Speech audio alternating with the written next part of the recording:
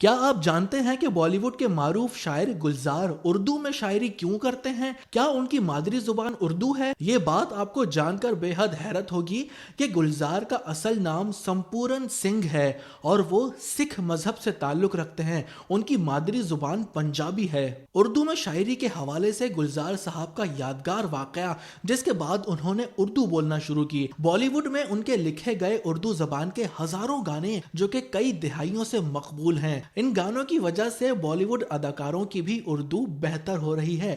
گلزار بھارتی شہری ہیں، مگر ان کی پیدائش قیام پاکستان سے پہلے 1936 میں اس وقت کے موجودہ پاکستان کے صوبہ پنجاب میں ہوئی تھی۔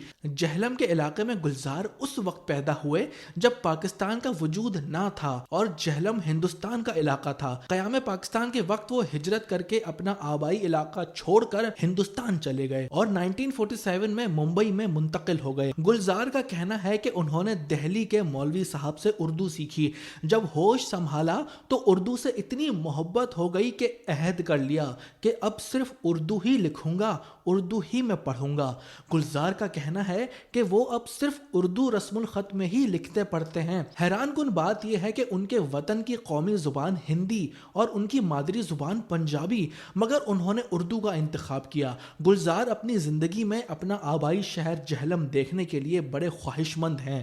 80 سالہ سمپورن سنگھ یعنی گلزار موجودہ دور کے اردو زبان کے مقبول ترین شاعر ہیں۔ یہ خاصیت صرف اردو زبان میں ہے کہ اسے غیر اردو گو یعنی نان اردو اسپیکنگ بھی بڑے فخر سے بولتے ہیں۔